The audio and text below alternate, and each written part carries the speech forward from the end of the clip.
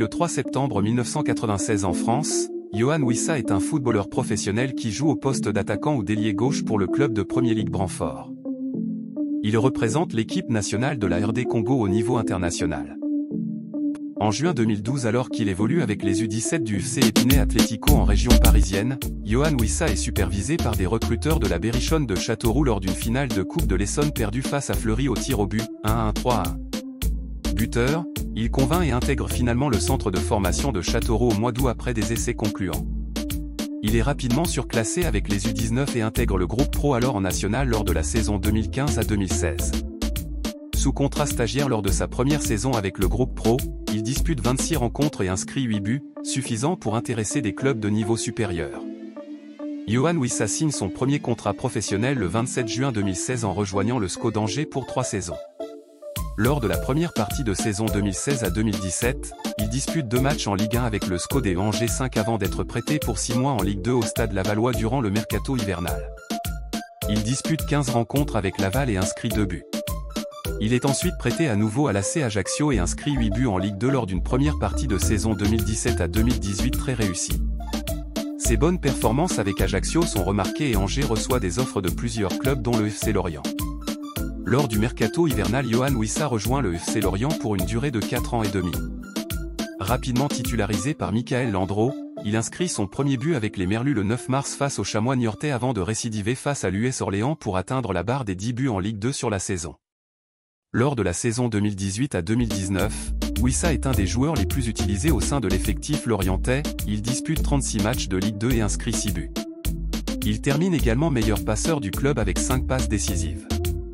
Wissa réussit un excellent début de saison 2019 à 2020, marquant à 4 reprises pour 5 matchs fin août 2019, et son investissement est salué par son entraîneur Christophe Pellissier, il est récompensé parce qu'il fait les efforts. On sent qu'il a faim dans les 18 mètres. Après 8 journées de championnat, poursuivant sur sa lancée, il cumule un total de 6 buts, il est ainsi le deuxième meilleur buteur du championnat. En septembre 2019 et janvier 2020, il reçoit le trophée UNFP du joueur du mois de Ligue 2. Wissa a intégré Lorient, un club en quête de promotion. La montée en Ligue 1 a été obtenue à la fin de la saison 2019 à 20, grâce aux 15 buts de Wissa en 28 apparitions qui ont aidé le club à remporter le championnat de Ligue 2. Il a fait 38 apparitions et marqué 10 buts au cours de la saison 2020 à 21, au cours de laquelle Lorient a évité de justesse de terminer aux places des barrages de relégation. Wissa a quitté le club en août 2021 et a terminé son séjour de 3+1-2 ans au stade du Moustoir avec 128 apparitions et 37 buts. Dans la nuit du 2 au 3 juillet 2021, il est victime d'une agression à son domicile où une femme, a priori déséquilibrée, l'asperge d'un liquide acide, le blessant sérieusement aux yeux. Le 10 août 2021, Wissa s'engage en faveur du club anglais du Brantford Football Club. Ce transfert fut retardé par les blessures aux yeux consécutives à son agression à l'acide. Le 10 août 2021, Wissa a déménagé en Angleterre pour rejoindre le club de Premier League nouvellement promu Brantford pour un contrat de 4 ans, avec une option d'une année supplémentaire, pour un montant non divulgué, estimé à 8,5 millions de livres sterling.